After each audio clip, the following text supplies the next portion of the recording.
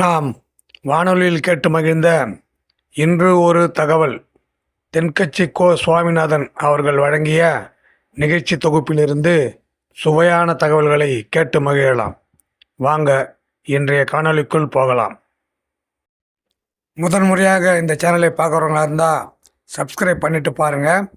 அப்போ தான் நான் போடுற தகவல்களும் கதைகளும் உங்களுக்கு உடனடியாக நோட்டிஃபிகேஷனில் கிடைக்கும். சப்ஸ்கிரைப் பண்ணிவிட்டு பெல் ஐக்கானை கிளிக் பண்ணிவிட்டு ஆல்ன்றதில் வைங்க.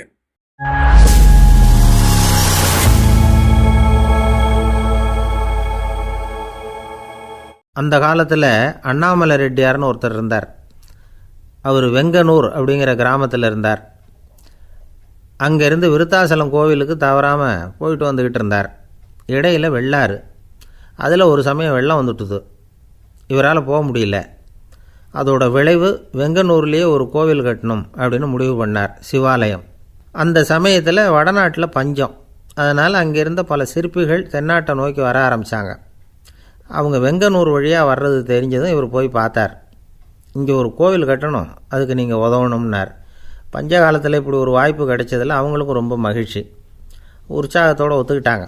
ஆலய திருப்பணி ஆரம்பமாச்சு. அவங்களுக்கு வேண்டிய எல்லா வசதிகளையும் இவர் செஞ்சு கொடுத்தார். அவங்களுக்கு எந்த குறையும் இல்லாமல் பார்த்துக்கிட்டார். அது மட்டும் இல்லை, ஒவ்வொரு நாளும் அங்கே வருவார். உங்களுக்கு என்ன வேணும், எது வேணும்னு கேட்பார். ஏதாவது குறை இருந்தால் சொல்லுவாங்க, உடனே தீர்த்து வைப்பார். இவரும் கேட்பார், எந்த குறையாக இருந்தாலும் என்கிட்ட சொல்லுங்க அப்படின்னு சொல்லுவார். அதை தவிர இவராகவே கவனித்தும் அவங்களுக்கு என்னென்ன தேவைங்கிறத கண்டுபிடிச்சி அதையெல்லாம் கொடுத்துக்கிட்டு இருப்பார்.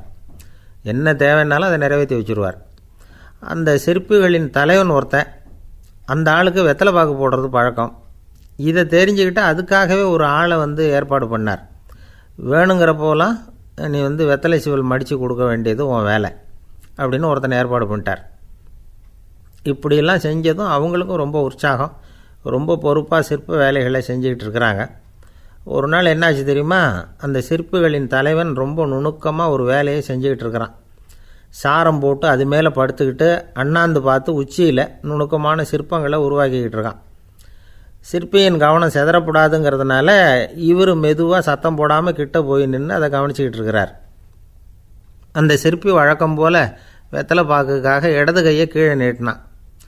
அந்த சமயம் பார்த்து அவருக்கு தாம்பூலம் கொடுக்குறவன் அங்கே இல்லை, எங்கேயோ போயிருக்கிறான். அண்ணாமலை ரெட்டியார் என்ன பண்ணார் தெரியுமா? தனக்காக கொடுக்கப்பட்ட தாம்பூலத்தை வாங்கி சிற்பியின் கையில் கொடுக்குறார். அவன் வாங்கி போட்டுக்கிட்டான். இது என்ன இன்னைக்கு வெத்தலை சீவல் வேறு மாதிரி இருக்குது, வாசனை தாம்பூலமாக இருக்குது அப்படின்னு யோசனை பண்ணிவிட்டு கீழே திரும்பி பார்க்குறார். பார்த்தா ரெட்டியார் மறுபடியும் சிற்பி கை நீட்டும் பொழுது கொடுக்கறதுக்காக தாம்பூலத்தை மடித்து வாங்கி வச்சுக்கிட்டு தயாராக நிற்கிறார். சிற்பிக்கு அதிர்ச்சி. உடனே பொத்துன்னு கீழே குதிச்சான். ஐயா, என்ன இது நீங்களா அப்படின்னா. இவர் சொன்னார், நான் ஒன்றும் தப்பு பண்ணலையே, உன்னுடைய கை புண்ணியம் செஞ்ச கை, கோயில் கட்டுற கை, அந்த கைக்கு தாம்பூலம் கொடுக்கறதுல என்ன தப்பு அப்படின்னாராம். ஏற்கனவே பஞ்சத்தில் அடிபட்டு வந்த எங்களை நீங்கள் ஆதரித்ததே பெரிய விஷயம். இந்த செயல் என்னை ஒரு பெரிய கடனாளி ஆகிவிட்டுது.